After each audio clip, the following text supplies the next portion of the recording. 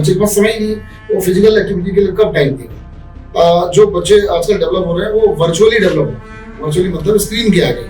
जो मुख्य जड़ समस्या है हमारे देश की या पूरे धरती की, वो ये है पॉपुलेशन और पॉल्यूशन। पॉल्यूशन हेल्थ खराब कर रही है, पॉपुलेशन दिमाग खराब कर रही है, कंपटीशन बढ़ा रही है। थोड़ा सा हमारा हेल्थ सिस्टम फॉल्टी है, हमारा भी फॉल्टी है, यूनाइटेड स्टेट्स का भी फॉल्टी है। वहां पर क्या होता है कि आप मेन कंसल्टेंट से मिलते मिलते आपको 3-4 महीने लग जाते हैं। यहाँ पर क्या होता है कि मेन कंसल्टेंट के पास सब भीड़ लगी हुई है। नमस्कार दोस्तों, मैं विशाल शर्मा। आज आपकी गूंज पॉडकास्ट स्टूडियो में, जहां हर आवाज मायने रखती है, आज हम ऐसे मेहमान से आपको मिलवाएंगे जो सिर्फ हेल्थ सेक्टर में ही नहीं, जो एक समाज के क्षेत्र में भी अपनी एक अलग पहचान रखते हैं। और आज हम बात करते हैं डॉक्टर भूपेंद्र सिंह बिष्ट, हड्डी रोग विशेषज्ञ। आज हम डॉक्टर साहब आपसे बात करेंगे और सिर्फ हेल्थ सेक्टर में आपसे बात ही नहीं करेंगे, तमाम ऐसे सामाजिक और यूथ को लेकर के, क्योंकि आप यूथ को लेकर के एक हमेशा से प्रेरणा स्रोत का काम करते आए हैं।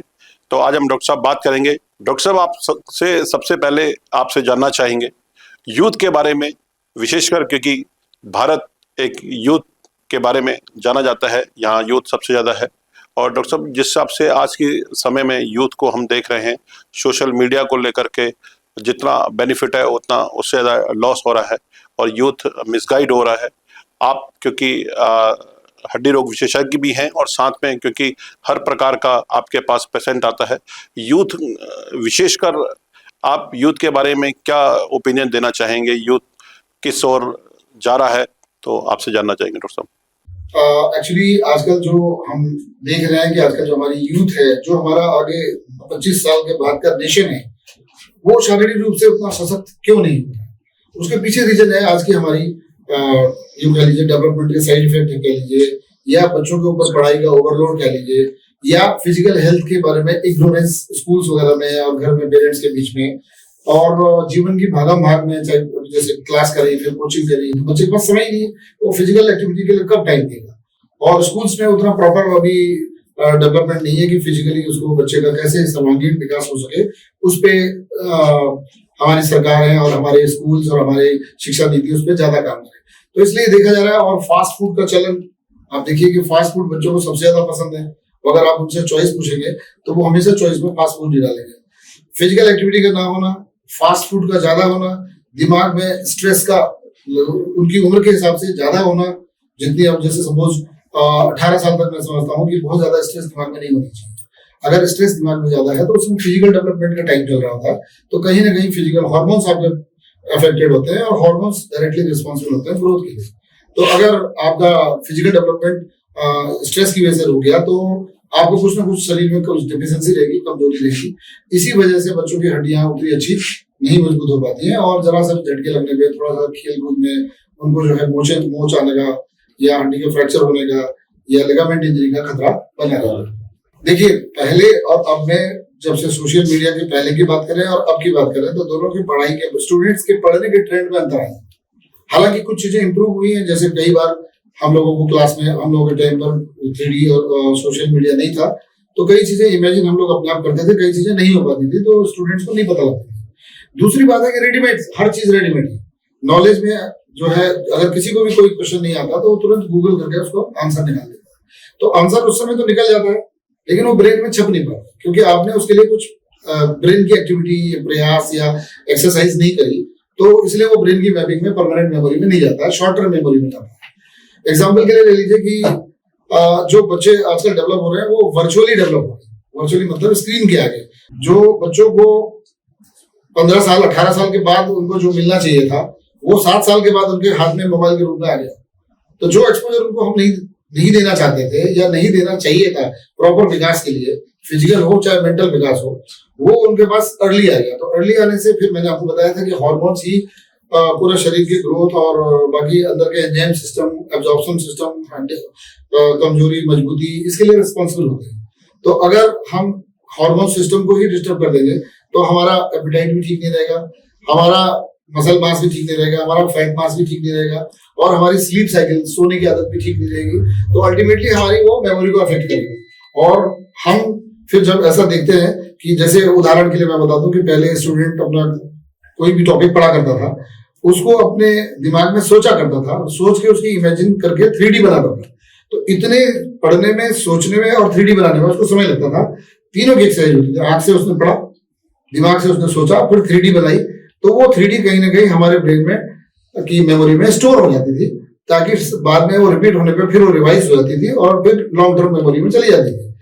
आजकल हम उतना कष्ट नहीं उठाते हैं। आजकल हमें ये पता है कि अब हमारे दिमाग को भी पता है कि अभी हमें इसका आंसर चाहिए, तो हमने इसे देख के बता दिया। अब हमने उसको याद करने की कोशिश नहीं करी और अपने आप उसमें कुछ दिमाग का बल प्रयोग नहीं किया, तो इसलिए वो स्क्रीन तक ही लिमिटेड रह गया। जब हम उसको 1 हफ्ते बाद या 10 दिन बाद रिकॉल करने की कोशिश करेंगे तो हम उसको रिकॉल नहीं कर पाएंगे। डॉक्टर साहब, आपसे एक बात जानना चाहेंगे। आप कई वर्षों से चिकित्सा क्षेत्र में अपनी सेवाएं दे रहे हैं। आपने कई बड़े जाने माने नामचीन हॉस्पिटल्स में आपने अपनी सेवाएं दी हैं। कृष्णा हॉस्पिटल्स में आपने निरंतर लंबे समय तक आपने सेवाएं दी है। एक विश्वास के रूप में आपने काम करा है और पेशेंट्स और आपके बीच में एक विश्वास जो बना हुआ है। तो जानना चाहेंगे डॉक्टर साहब, इसके पीछे क्या आपकी जो है कार्यशैली रही है? एक्चुअली में किसी भी डिजीज को ट्रीट करने के लिए, डिजीज कोई भी बीमारी होती है किसी भी मरीज में, अगर बीमारी 2-3 महीने से ज्यादा लास्ट कर रही है तो उसमें 2 कंपोनेंट रहते हैं, एक शरीर का कंपोनेंट और एक दिमाग का कंपोनेंट। तो डॉक्टर हम लोग जब प्रैक्टिस करते हैं तो प्रैक्टिस में हम ज्यादातर यही करते हैं कि जल्दबाजी में या उसमें केवल शरीर के कंपोनेंट का ट्रीटमेंट कर देते हैं, लेकिन उसका दिमाग उस बीमारी से हटा या नहीं हटा, इसके बारे में हम नहीं सोचते। तो मैं ये ट्राई करता हूँ कि पहले पेशेंट के लेवल पे जाके उसको उसकी बीमारी के बारे में डिटेल्ड बता दूं, फिर उसके बाद उसको डूज एंड डोंट्स की, क्या उसको करना चाहिए क्या नहीं करना चाहिए, लाइफ स्टाइल से संबंधित वो उसको एक्सप्लेन करने की कोशिश करता हूँ। तो तब मरीज उसको फॉलो भी करता है। और उसको फिर दवाई का, ऑर्थोपेडिक्स में मैं ज्यादातर देखता हूँ कि ऑर्थोपेडिक्स में बीमारी वाली डिजीज बहुत कम होती है। ज्यादातर जो है अलाइनमेंट के डिसऑर्डर होते हैं कि आप ठीक से नहीं बैठते हैं, आप भारी सामान उठा लेते हैं, आप अपनी कैपेसिटी से ज्यादा काम करते हैं, आप कई घंटे काम कर लेते हैं। तो उनको ये समझाने की कोशिश करता हूँ कि आपकी शरीर भी, आप ऐसे मान के चलो कि एक लिमिटेड क्षमता वाला मोटर आपके अंदर लगा हुआ है, तो आप उससे आउटपुट भी उतना ही निकालें जितना कि आपकी मोटर की पावर है। अगर आप ज्यादा पावर खींचने की कोशिश करेंगे तो कहीं ना कहीं फॉल्ट आएगा और फिर उसकी रिपेयर की जरूरत पड़ेगी। तो इस रिपेयर को आप ना होने दें, उसके लिए आपको नियमित अपनी दिनचर्या को जो है अपनी बीमारी के हिसाब से, अगर बुजुर्ग है तो उनके हिसाब से, बच्चे हैं तो उनके हिसाब से, मिडिल एजेड है तो उनके हिसाब से ढालना पड़ेगा। तो यही कारण है कि मैं उनको कनेक्ट करता हूँ जो पेशेंट को, तो उनको, अब मैं चाहे MRI कराऊं चाहे एक्सरे कराऊं, मैं उनको वो चेंज उसमें दिखाता हूँ कि आपके अंदर नॉर्मल क्या होना चाहिए था और आपके अंदर क्या हो गया है। तो इसको ये क्यों हुआ उसे भी, ये भी बात मैं उन्हें बताता हूँ। अब ये क्यों नहीं होगा, अब आगे चलकर हम उसको क्या रोकथाम कर रहे हैं, ठीक हो सकता है, नहीं हो सकता है या मेंटेन हो सकता है, वो भी उसको बताता हूँ। तो उसको वो फॉलो भी करता है। जब फॉलो करता है तो वो ठीक भी हो जाता है और इसीलिए वो ट्रस्ट करता है। डॉक्टर साहब, आपसे एक बात जानना चाहेंगे। कुमाऊं से, दूर दराज पहाड़ों से, दुर्गम क्षेत्र से जो है पेशेंट्स आते हैं तमाम हल्द्वानी में, क्योंकि एक पूरे कुमाऊं में एक हल्द्वानी एक ऐसा शहर है जहां पर सारी सुविधाएं लगभग लगभग मिलती हैं। दिल्ली के बाद जो है हल्द्वानी स्टार्टअप होता है, उसके बाद मजबूरी में आदमी दिल्ली जाता है। और एक महंगा इलाज होने के साथ साथ पेशेंट्स को जो हेल्थ के अलावा भी कुछ एक्सरसाइज वगैरह जिससे उसको आराम मिल सके, ऐसा डॉक्टर साहब कुछ आप बताएं जिससे हमारे दर्शकों को ये भी हो कि जरूरी नहीं है कि हर चीज दवाइयों से ही उसको बेनिफिट मिले। नहीं, एक्चुअली मैं, जैसा कि मैंने आपको बताया कि ऑर्थोपेडिक्स में ज्यादातर प्रॉब्लम्स जो है वो मिसमैच की वजह से, उम्र, पावर और आपकी स्ट्रेंथ, उनकी मिसमैच की वजह से। तो अगर आप इस मिसमैच को वर्बली उसको समझा, इसलिए मैंने कहा मैं सबको समझाता हूँ कि अगर आप उनको ठीक से एक्सप्लेन कर दें कि भाई आप इस पावर, जब तक ये पावर और मिसमैच, इसका स्ट्रेंथ का मिसमैच आप करेक्ट नहीं कर लेते तब तक आप दवाई पे रहेंगे, और जितने जल्दी आप उसको करेक्ट कर लेंगे तो दवाई आपकी हट जाएगी। और कुछ क्लिनिकल एक्सपीरियंसेस से भी पता चल जाता है। हालांकि आजकल कंज्यूमर फोरम होने की वजह से आप इन्वेस्टिगेशन कराने के लिए कई बार बाध्य हो जाते हो, लेकिन ज्यादातर लोगों में, अब 28 साल की हमारी प्रैक्टिस हो चुकी है, तो कई बार क्लिनिकली भी पता चल जाता है कि नहीं, इसको ये प्रॉब्लम है। क्योंकि the medical examination starts from when the patient enter from the door. वो अंदर वहां से घुसेगा तो वहीं से हमें पता लग जाएगा कि इसको कमर की दिक्कत है, दाहिने घुटने की है, बाएं घुटने की है, या क्या है। जब तक वो बैठेगा तब तक हम आधी चीजें ऑब्जर्व कर चुके होंगे, तो इससे हमारी डायग्नोसिस में हेल्प मिलती है और क्लिनिकल एक्सपीरियंस है।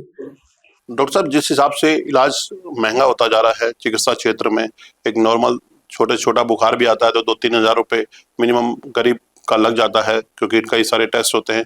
तो एक बात जानना चाहूँगा डॉक्टर साहब, जो आर्थिक रूप से कमजोर पेशेंट्स आपके पास आते हैं, तो आप उनको क्या विशेष कुछ अपनी ओर से सहायता करते हैं? उनको जो इनिशियली जब गरीब पुअर पेशेंट मेरे पास आता है तो मैं तो अपनी तरफ से यही कह देता हूँ कि भाई नेक्स्ट टाइम से हमारा पर्चा फ्री ओपीडी उसके ऊपर लिख देता हूँ कि अगली बार से आप जब भी आएंगे आप मुझे इसी पर्चे में दिखाएंगे। मेरा तो यही काम हो सकता है अभी फिलहाल। और जब मैं हॉस्पिटल्स में था तो मैं ऑब्वियसली जितना पेशेंट्स के पास है उससे मैंने उससे कभी एक्स्ट्रा डिमांड में नहीं करता, अभी भी नहीं करता, पहले भी नहीं करता।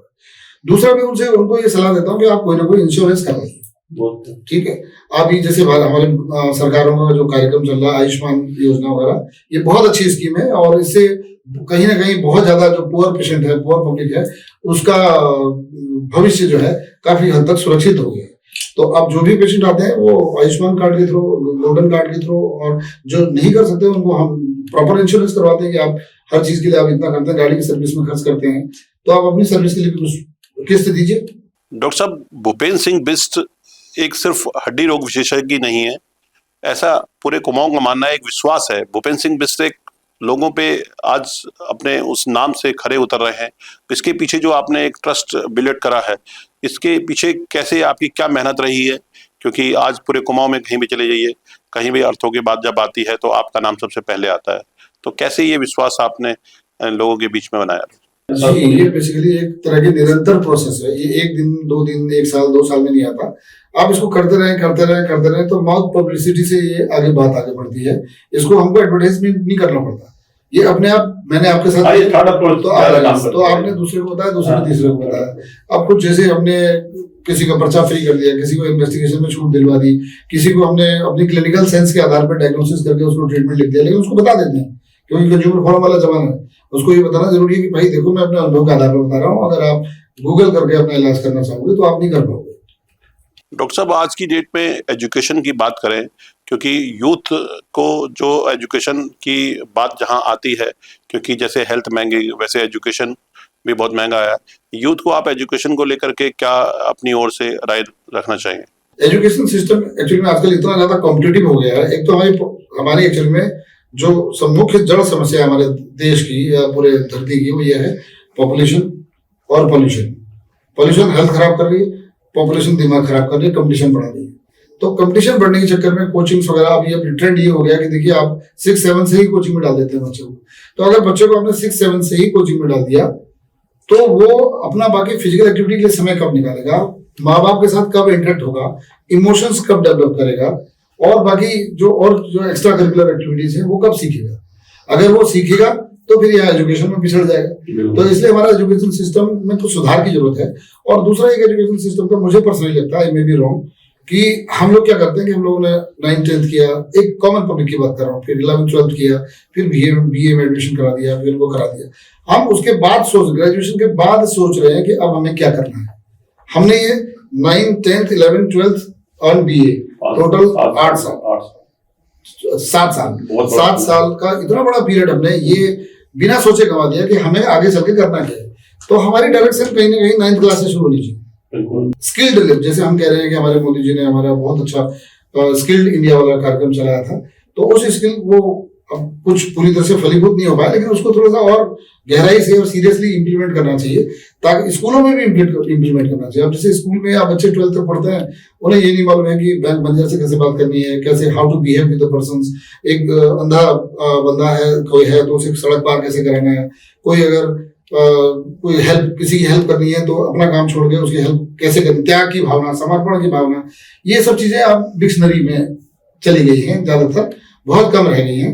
तो अब मैं ये चाहता हूँ कि ऐसा कोई सिस्टम होना चाहिए कि 9th क्लास से ही आप अपना फ्यूचर कैरियर को डिसाइड करके फिर उसी हिसाब से सब्जेक्ट को पढ़ें और साथ उसकी भी ट्रेनिंग लेते रहें, ताकि जिस दिन आपको 7 साल हो जाए BA तक के जाने के, उस दिन आप, चाहे एजुकेशन आपके पास कोई भी हो, लेकिन आप किसी न किसी चीज में ट्रेंड होंगे और आप अपना पेट भर सके। ट्रैक जो है पूरा मिल जाएगा। क्योंकि पुराने जमाने की बात और अब की बात में फर्क यह है कि पुराने जमाने में आपके पास सरकारी नौकरी बहुत थी क्योंकि पॉपुलेशन कम थी, और दूसरा पेंशन हुआ करती थी, और तीसरा जो गवर्नमेंट का जॉब भी होती थी। अब तीनों में से कुछ नहीं, पेंशन भी खत्म हो गई, ठीक है, पेंशन भी खत्म हो गई, आपके पास जॉब सिक्योरिटी भी नहीं है, ठीक है ना, और पॉपुलेशन दिन पर दिन बढ़ती जा रही है।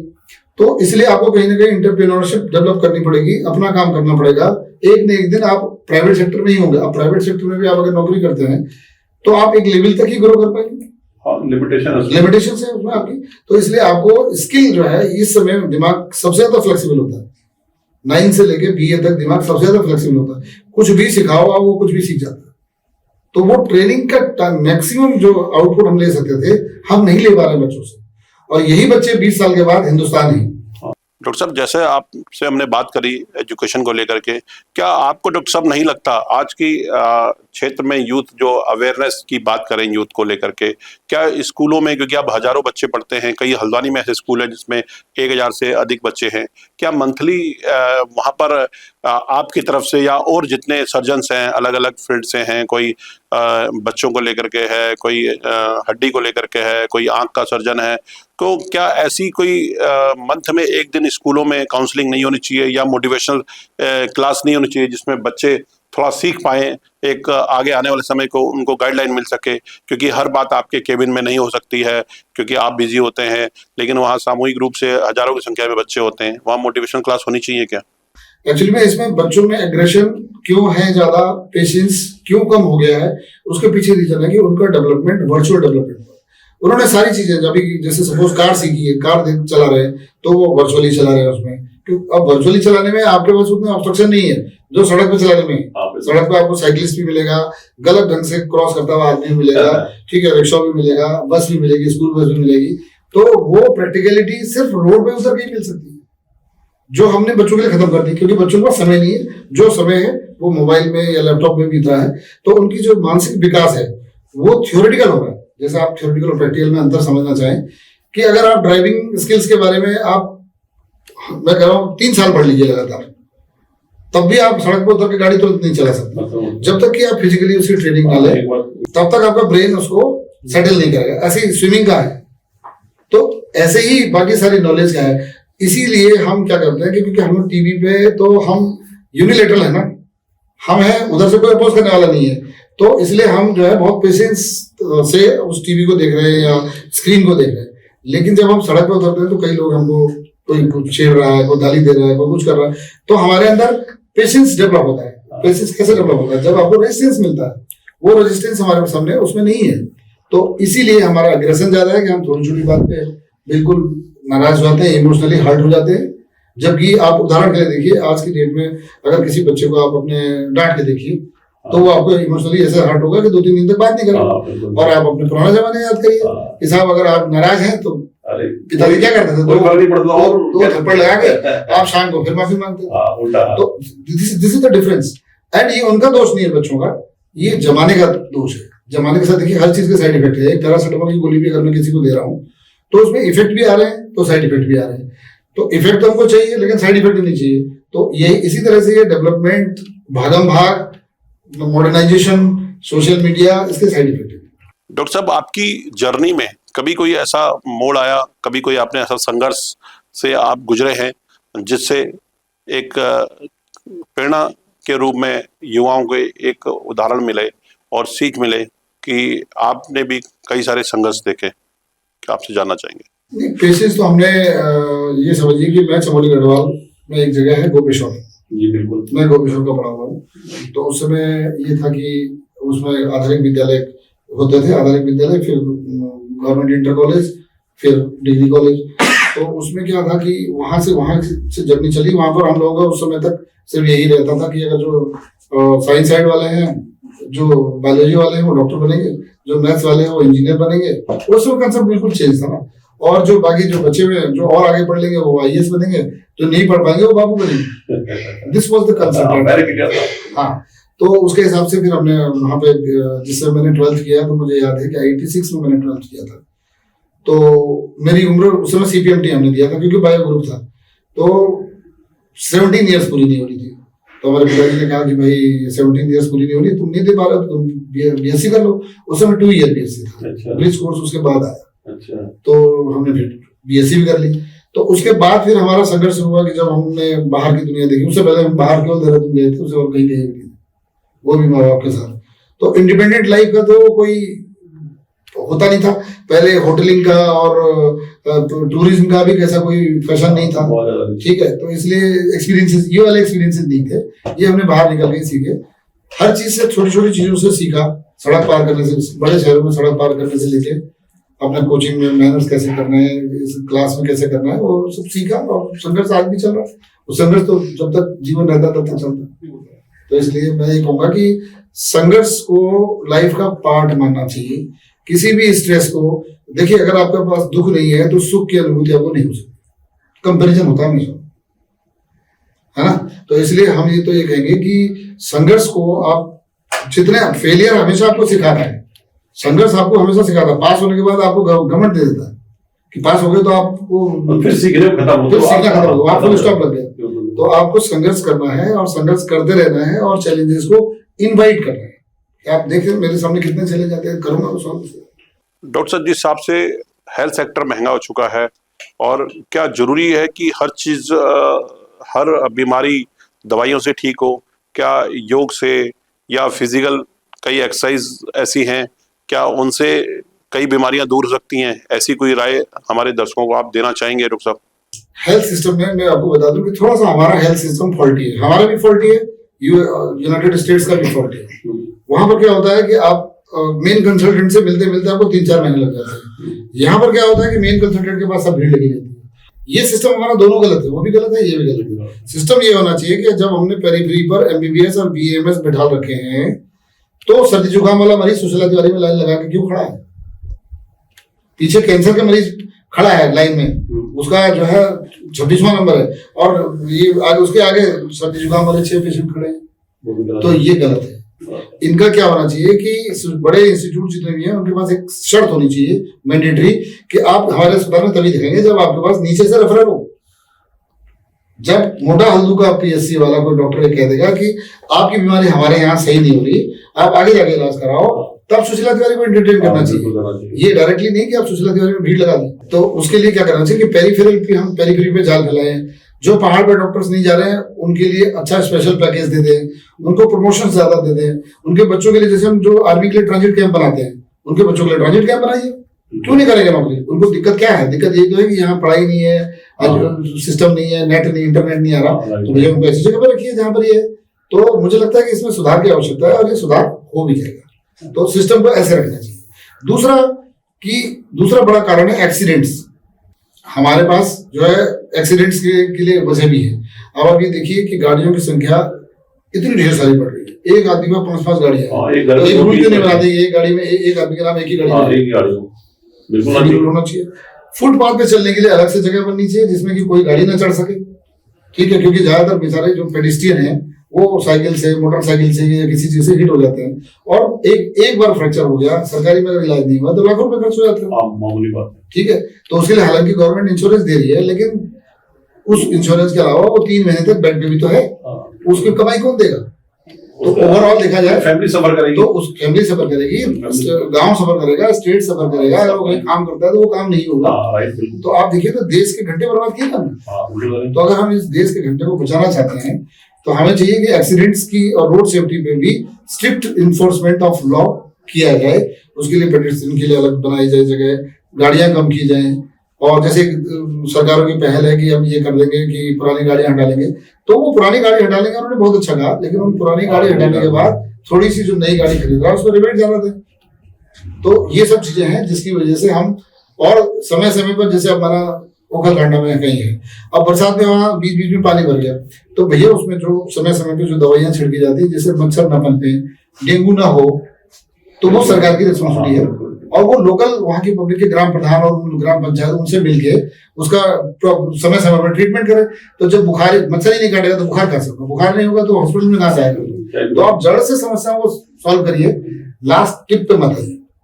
डॉक्टर साहब, आज आपने कई सारी ऐसी हमें बातें बताई हमारे दर्शकों को, जिससे एक प्रेरणा का काम भी करेगी और साथ में हेल्थ में कई सारे बेनिफिट्स देगी।